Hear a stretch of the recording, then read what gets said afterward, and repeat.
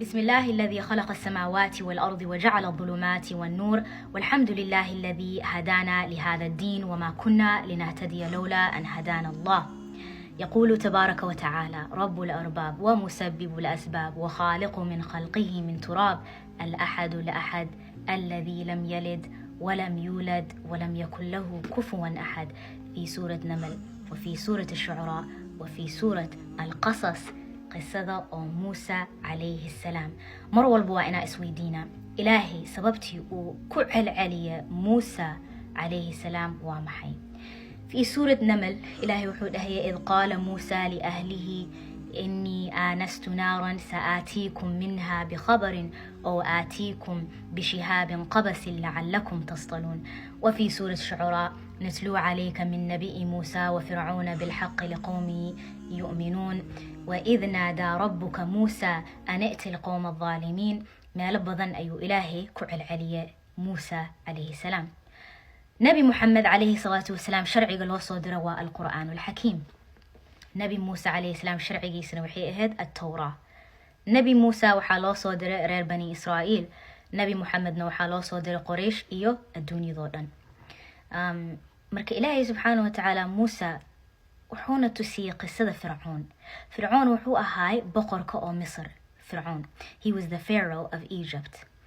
إن فرعون علا في الأرض. فرعون وحو أهاي عال، يعني كبر بدن أيولهاي إيه إسلوين.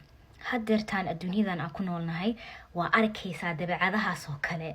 إلهي سبحانه وتعالى دادك قاركود مركوسي حوق إيو حل إيو حكمة مركلسيو دادكاسو كلا وحين قضان نارسيسيستيك.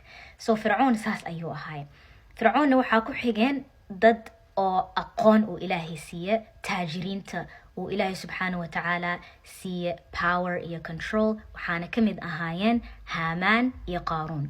الدنيا ذان انتا كنو شهوا أركيسا هامان يالبضن إيا قارون يالبضن ويتربضن يهين. وحانا كمد بيل جيتس تلفونا ذان أيو سمي إلهي علمي بضن أيو سيء. قارون محود هي علمي غان إلهي حقي سكم إيمان أنيغا إيك إيمات أنيغا ayaa iga imaatay cilmigan.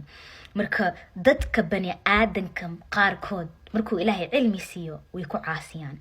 marka qoladaas waxa way qaaruuniyaasha oo adduunyada kuwaas oo kale billionaires ay noqdaan waxayna la shaqeeyaan dawladaha oo waaweyn because aqli badan ayuu ilaahay siiyo iyo awood.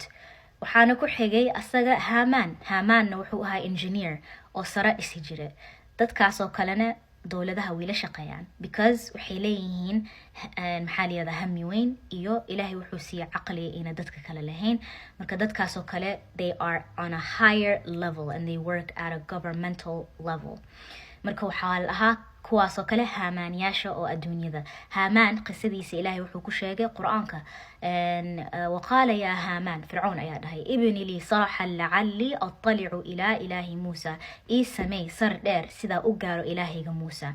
haamaan oo kale waxa Elon Musk waxa way nin oo jecel maxaa la yiraahdaa cirka inuu aado Mars iyo Venus iyo Jupiter iyo kookabyasha oo naga sareeyaan iyo adduunyayaal kale inuu baaro haddii jiraan aliens and other people.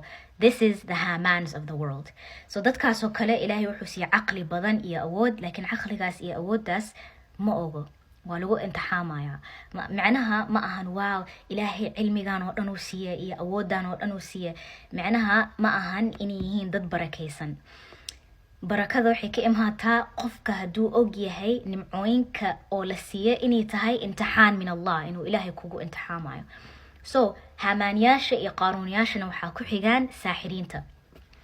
saaxiriintana waxay ahaayeen dadweynihii ay rabaan inay ka jeediyaan fircoon waxa uu albaabkaas gadaashiisa uu ka sameynayo. waxay rabaan dadkii inay indhatiraan, dadkii inay ahaadaan dad doqome oona weligooda horumar gaarin. markaasoo kale dad dhif ayaa maalkii iyo awoodii helayaan. marka fircoon wuxuu isticmaali jiray saaxiriintana waxay ahaayeen entertainers. waxay ka mid ahaayeen camal fanaaniinta lacag badan la siinayaa sidii dadka u jeediyaan. dhahaan dadkan hadhowdii anakii nagu soo jeesanina amuuraha waaweyn oo ka shaqeynayna iyo adduunyadan weyn arabna inaa xil iyo wax ka dhisno maxaa la yiraahdaa iska jeedina dadka. Let's give them entertainment and let us give them distractions. So this is the Sahirin. They used to create illusions. Ilahi qisadan wuxuu noogu cadeeya suurada badan because it teaches us that there are people in the world who exist like this. oo saan oo kale camal Saahiriintan waxaa ka mid the media.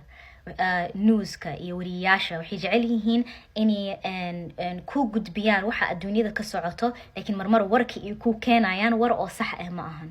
marka bil mathalan Mareykanka kale waxay jecel yihiin dadka inay ka dhaadhiciyaan muslimiinta oo dhan waa dad xun.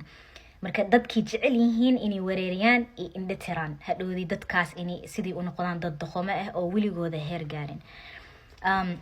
marka qofka mu'minka ah markuu aqriyo suuradahan waxay u tahay calaamad maskaxdooda ayay u fureysaa adduunyada ayaa ku furmayso. waxaa arkaysaa dabeecadahan oo Ilaahay Quraanka ku cadeeya dadka qaarkood inay leeyihiin.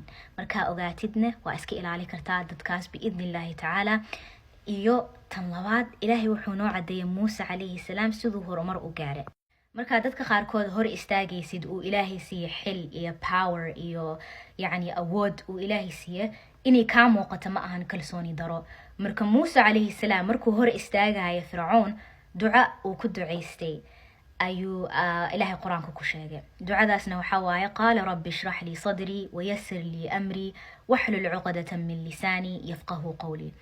mar walba hadaa meel ka hadlaysid, hadaa dad ku dhex jirtid, hadaa qof oo leader ama president la hadlaysid Fircoon oo kale ama qof oo yani Ilaahay uu xil siiyo waa ina ahaatid qof oo deganaasho ka muuqato. waa ina ahaatid qof oo yani markaa ka hadlaysid waxyaalaha qaarkood emotional qofka ahayn. hadaa aad emotional u tahay hadhoodii waxaa laga dareemayaa yani qof oo oonan aqli lahayn.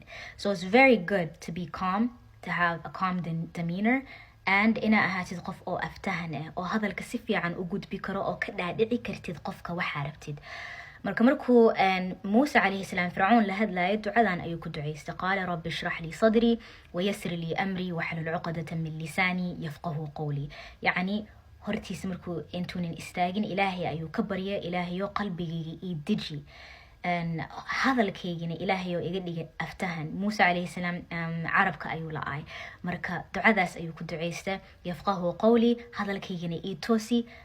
wuxuuna weydiistay waj'al li waziran min ahli. kaligiisa marabin inuu ahaado wuxuu rabiya walaalkiisa inuu raaco.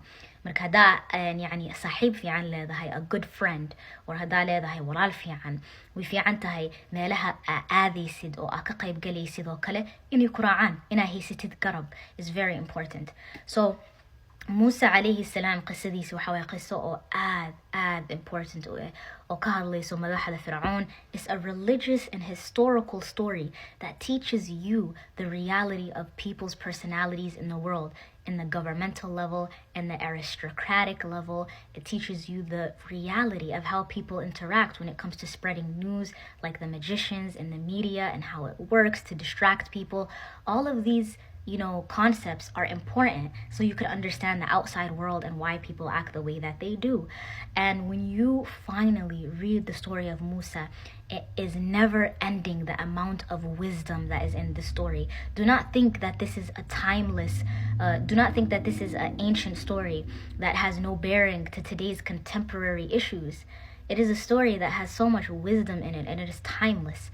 And it gives you a perspective, a historical perspective of how previous governments in the world oppressed people and how those oppressed people can overcome the systems that were set to destroy them. So keep this in mind. Musa alayhi salam's story is very beautiful, and I thought I would share it with you guys in this video so you guys can connect the dots on your own and do more research, inshallah. That is the point of my videos. It is to plant a seed in your mind. And in the future, the more information you come across from other creators will cause you to grow in insight about the world and the words of Allah subhanahu wa ta'ala.